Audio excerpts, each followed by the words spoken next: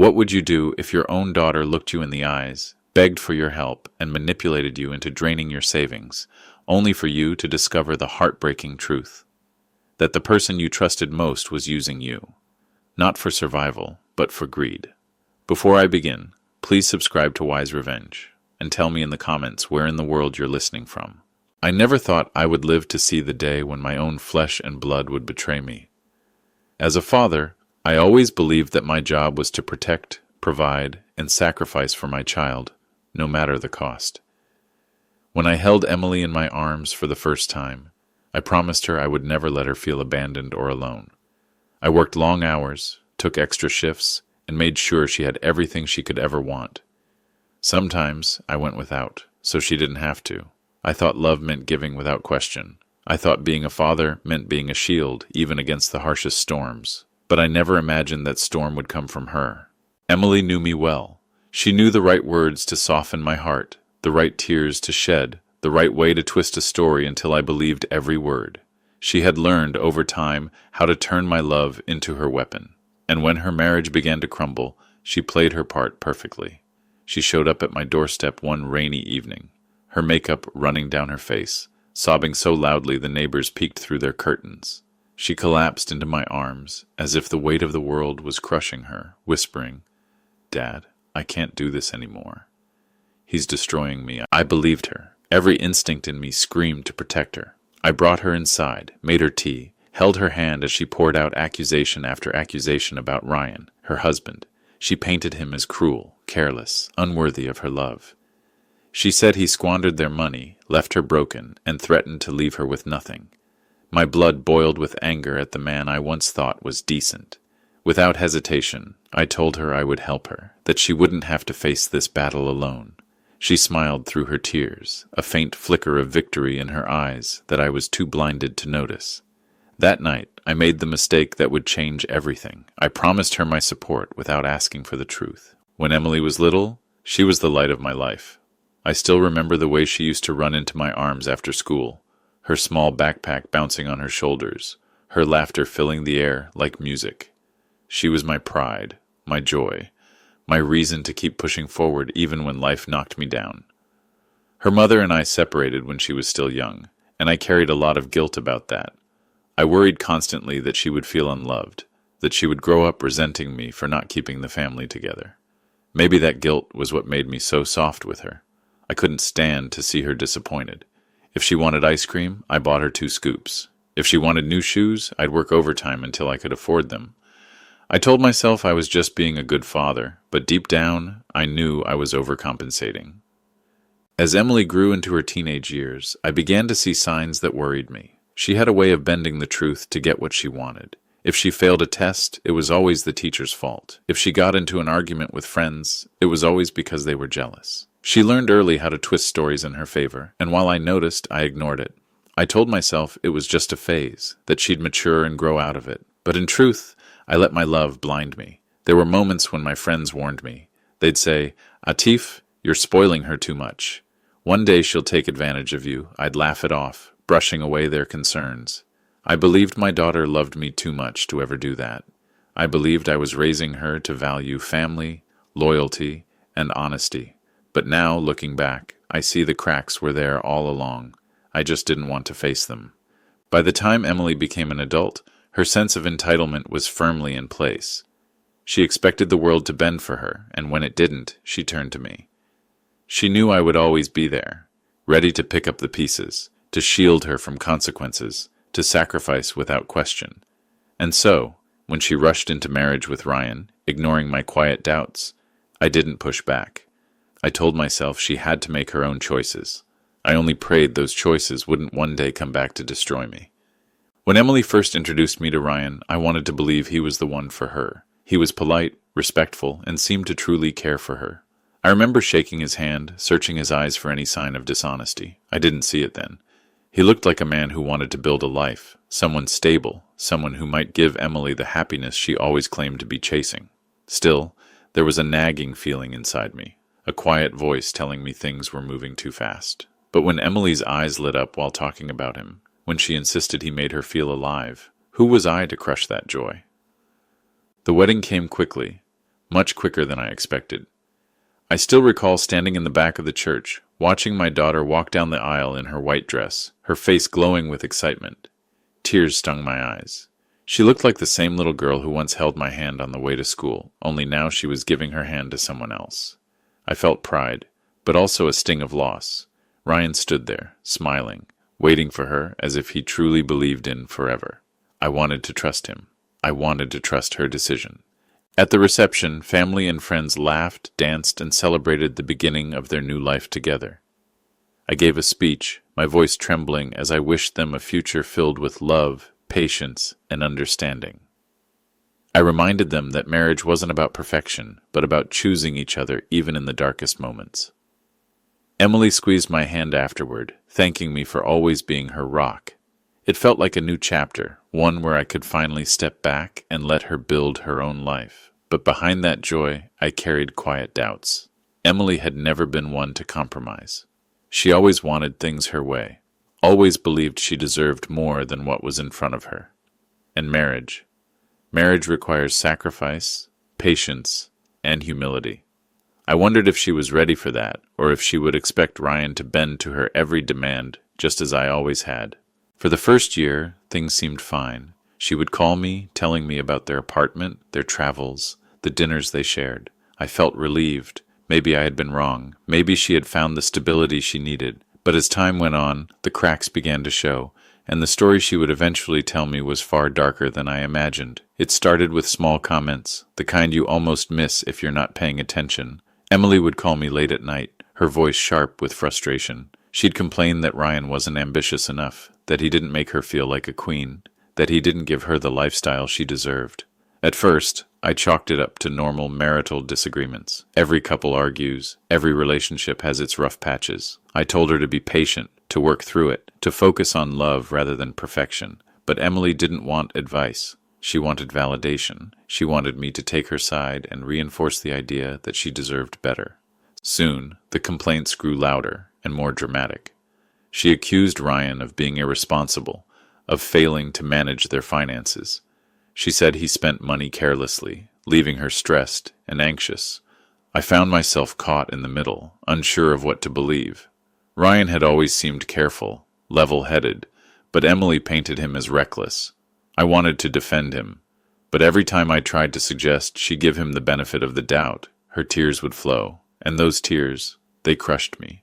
They made me feel like a failure as a father if I didn't protect her.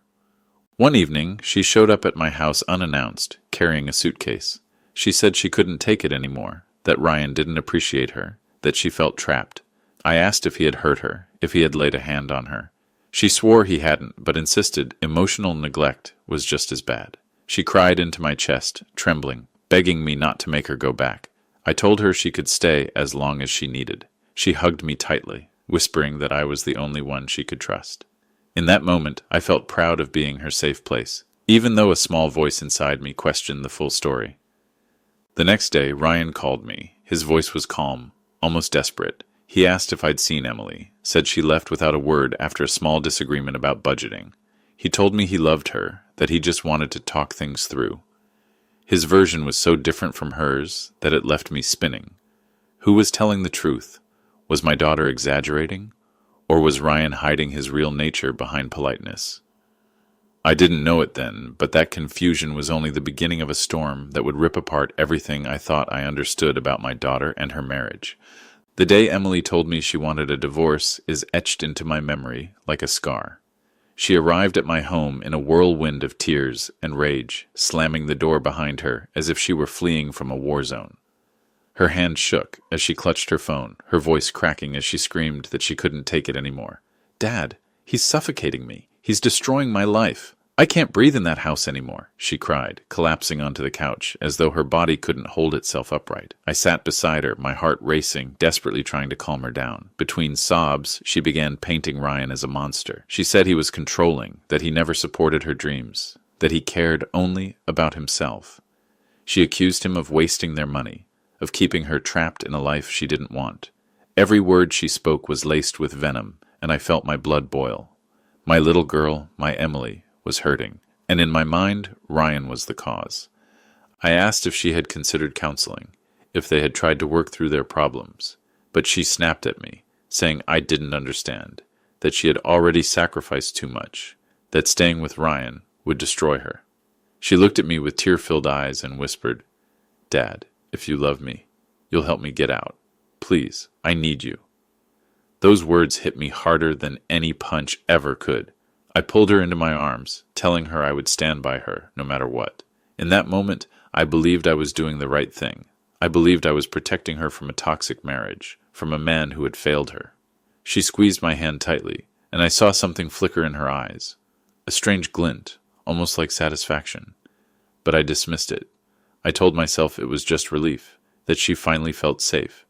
She spoke of needing money to hire a good lawyer, to cover legal fees, to start over fresh.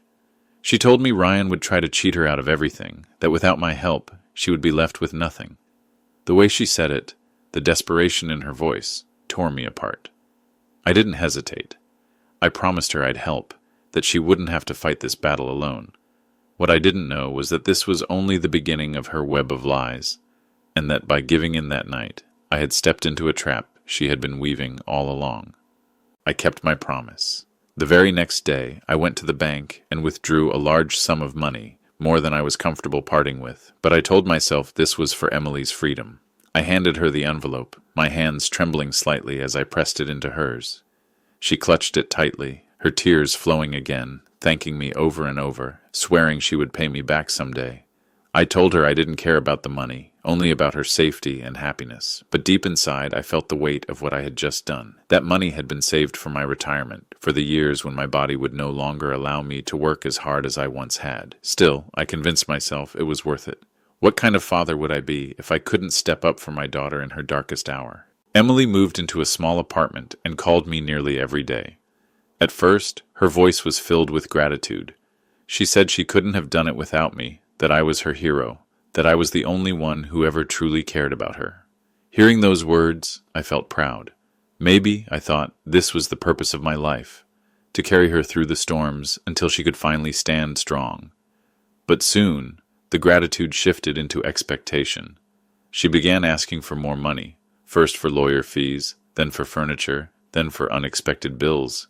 Each request sounded urgent, each one wrapped in desperation. "Dad, I promise this is the last time," she'd say, her voice breaking, and I believed her, again and again. I cut back on my own expenses. I stopped going out with friends, stopped buying little comforts for myself, even delayed paying certain bills, all so I could keep giving to her. I told myself it was temporary, that once the divorce was finalized, she'd be free, and things would get better. But every time I handed her more money, I noticed that flicker in her eyes again, the one I had ignored before. It wasn't relief, it was triumph. Still, I pushed the thought away. I told myself I was imagining things, that I was simply tired. After all, she was my daughter. She wouldn't lie to me. She couldn't. At least, that's what I wanted to believe. The requests didn't stop. In fact, they only grew larger and more specific. Emily called one afternoon, her voice sharp and urgent. She said the lawyer had discovered new filing fees, that there were additional court costs she hadn't anticipated. I reminded her she had already received money for those things, but she snapped at me, accusing me of not caring about her future.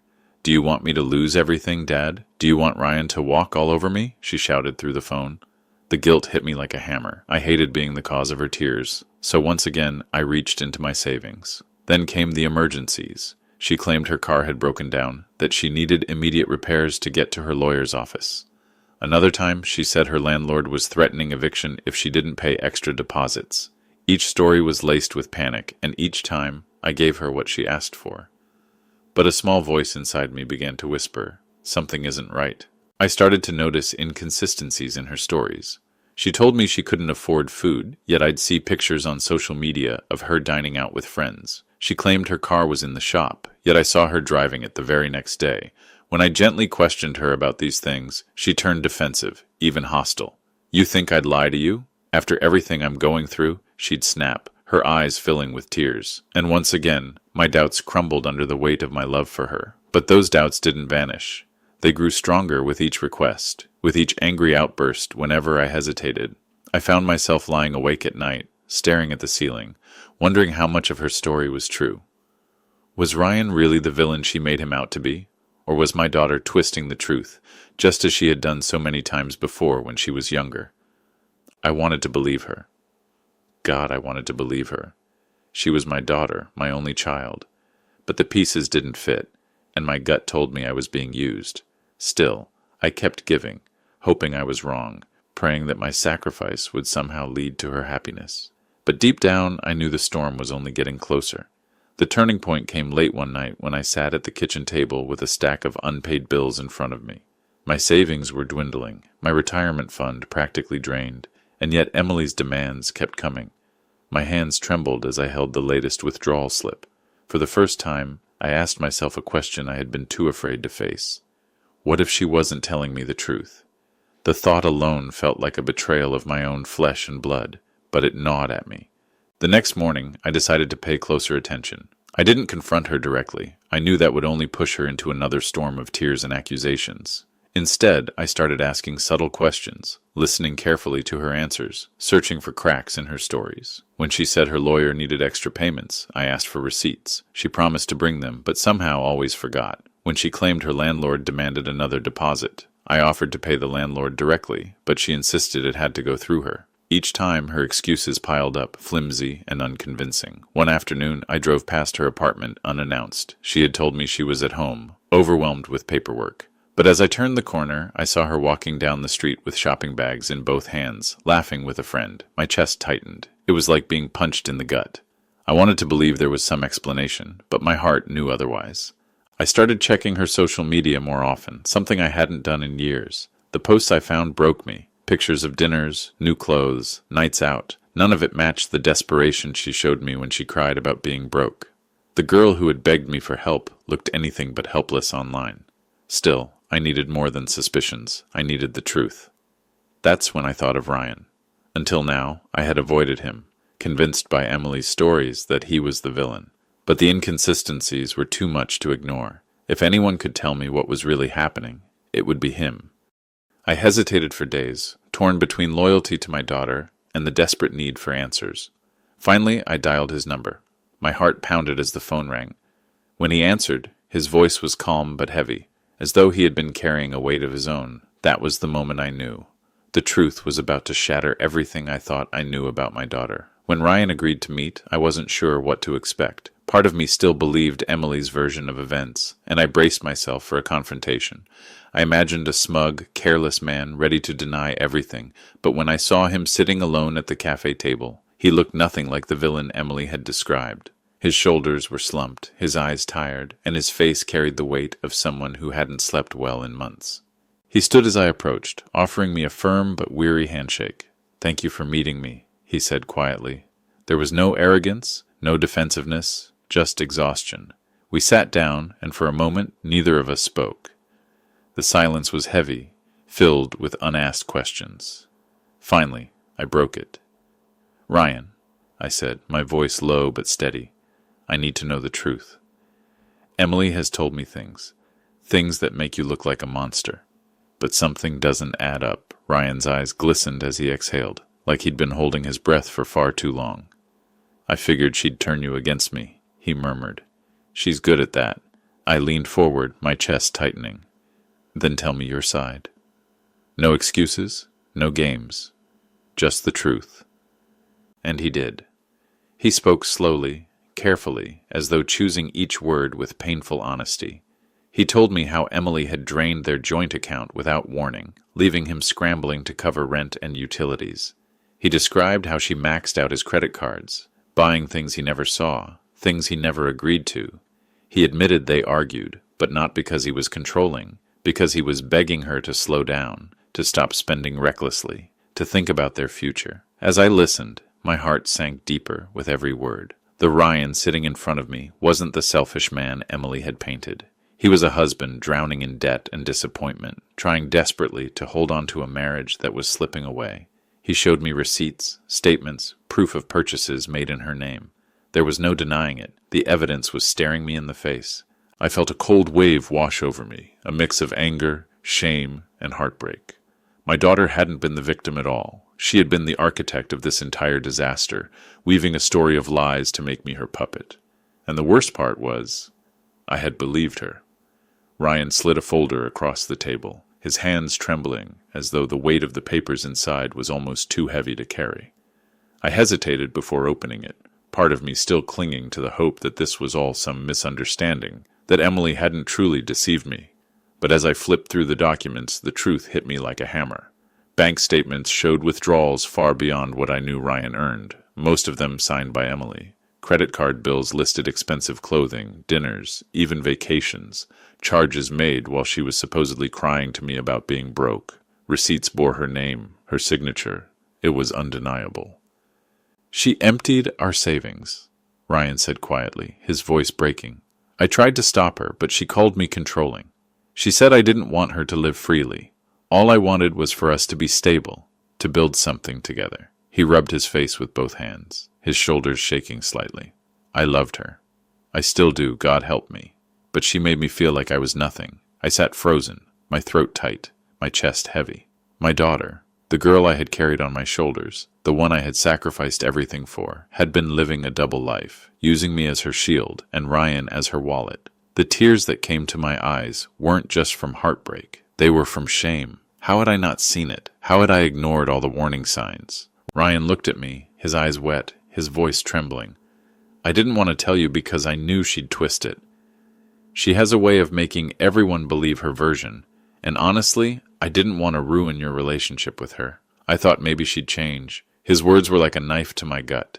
Even after all she had done to him, he had tried to protect me from the truth. For the first time, I felt a crack in the bond I thought was unbreakable.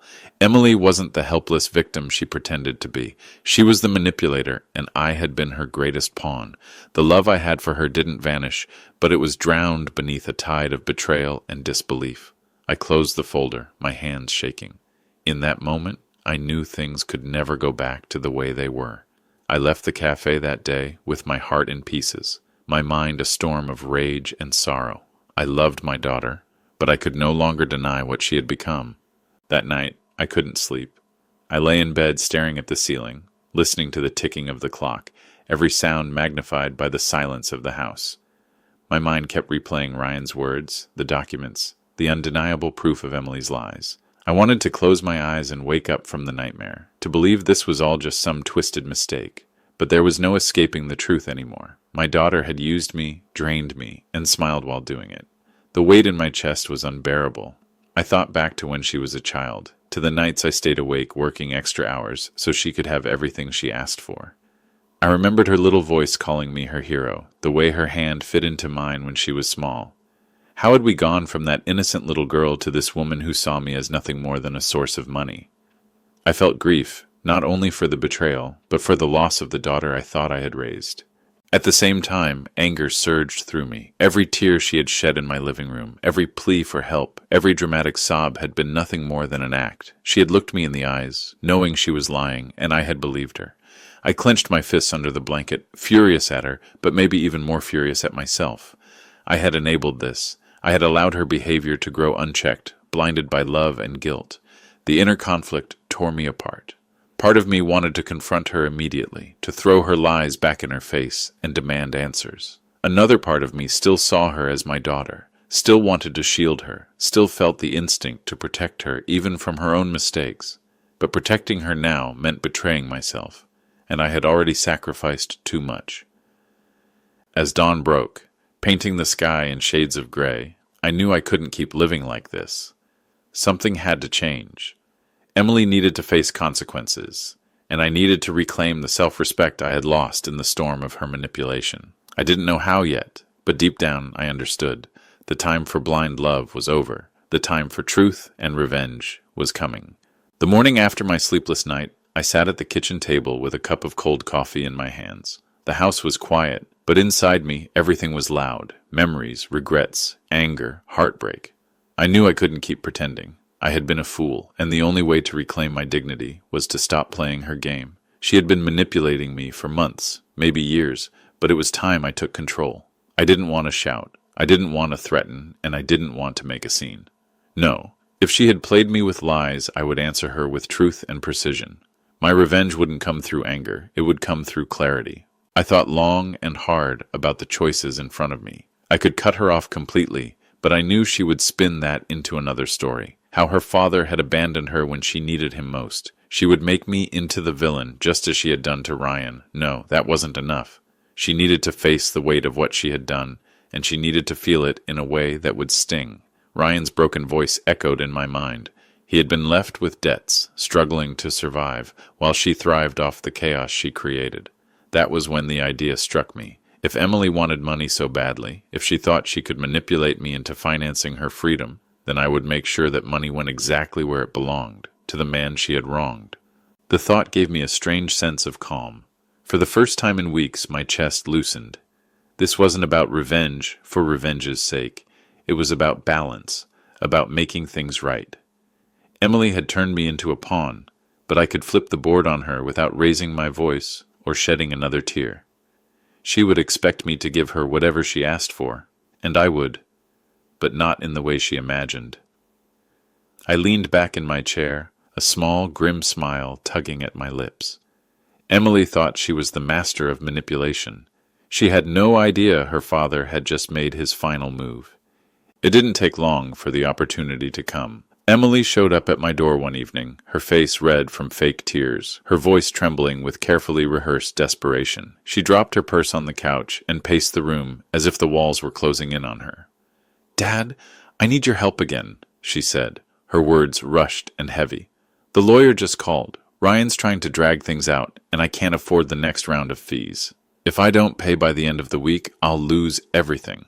I sat there quietly, my heart steady for the first time in months.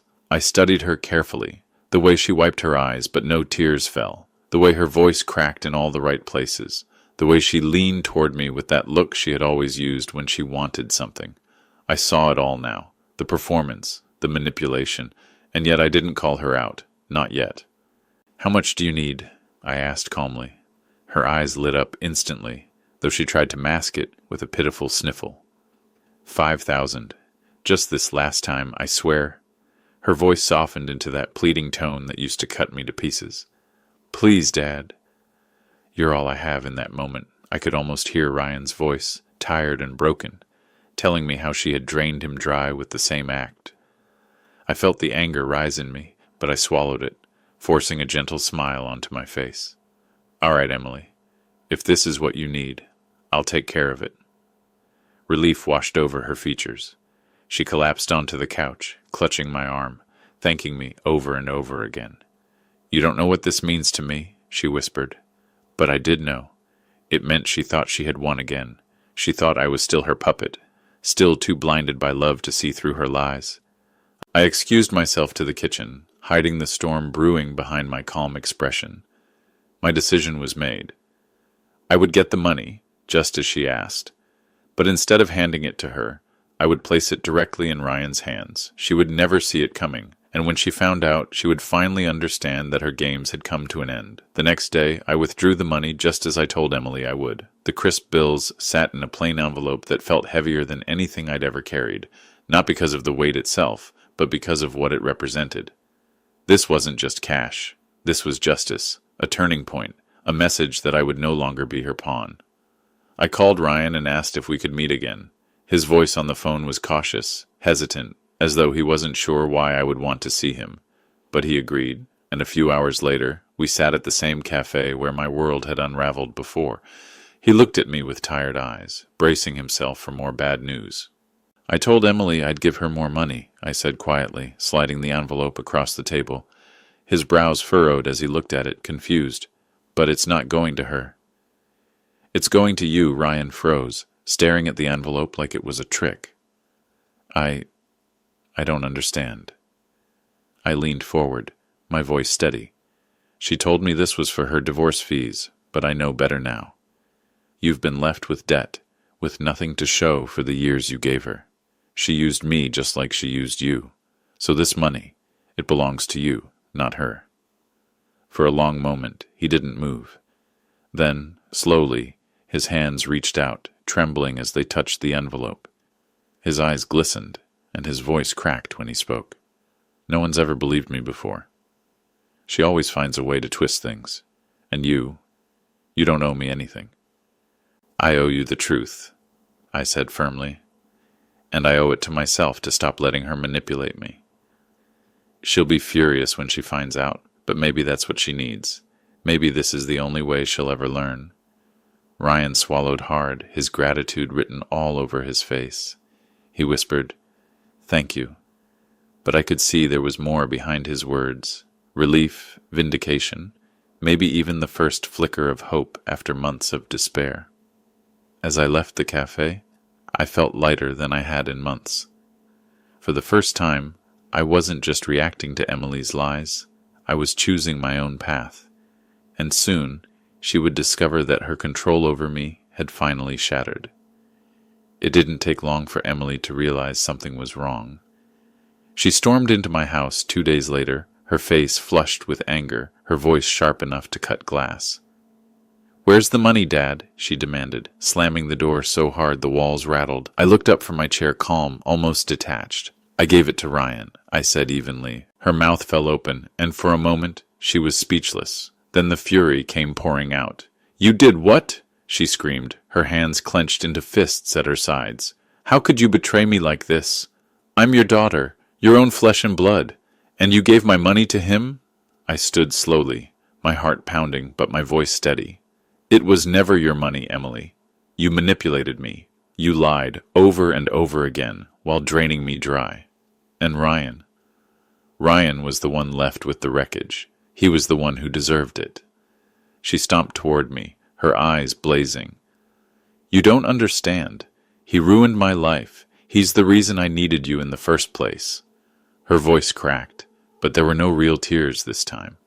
I could see it now, the performance, the script she had perfected for years, but the mask had slipped, and what I saw underneath was uglier than I had ever imagined. "No," I said firmly, shaking my head. "He didn't ruin your life. You did. You spent recklessly. You lied to him. And when you had nothing left to take, you turned to me. You thought I'd keep feeding your lies forever." Her face twisted with rage, and she shouted so loudly I feared the neighbors might hear. "I can't believe you'd side with him over me. I'm your daughter. You're supposed to take care of me." The words stung, but I didn't flinch. "I took care of you your entire life, Emily. I gave up everything so you could have more. But love doesn't mean being your wallet. Love doesn't mean letting you destroy people and walk away untouched. This was the last time. I won't let you use me anymore." For the first time, I saw something break in her expression. Beneath the fury was shock. Shock that I had finally stood up to her, that I had chosen truth over blind loyalty. She opened her mouth to scream again, but nothing came out. She just glared at me, her chest rising and falling with ragged breaths, before spinning on her heel and storming out, slamming the door behind her. After Emily stormed out of my house that day, the silence she left behind was deafening. I stood there for a long time, staring at the door she had slammed, feeling the echoes of her anger still vibrating in the walls. But for the first time in months, maybe even years, I felt free. I had finally broken the cycle. I had finally stopped being her safety net, her endless supply of money, her puppet. The days that followed weren't easy. Part of me grieved, not just for the daughter I had lost to greed, but for the man I had allowed myself to become, weak, blinded by guilt, desperate to fix things that weren't mine to fix. But beneath that grief was something stronger: resolve. I had done what needed to be done. I had protected the one who truly deserved help, and I had shown Emily that manipulation had limits. I still love my daughter. That will never change. A parent's love doesn't vanish, even when tested to the breaking point. But love without boundaries isn't love at all. It's surrender. And I was done surrendering. If Emily ever chooses to change, to take responsibility for her actions, I'll be there. But until then, I will not allow myself to be her victim any longer. Some nights I wonder if she'll ever understand why I did it, if she'll ever see that I wasn't betraying her, but finally standing up for myself.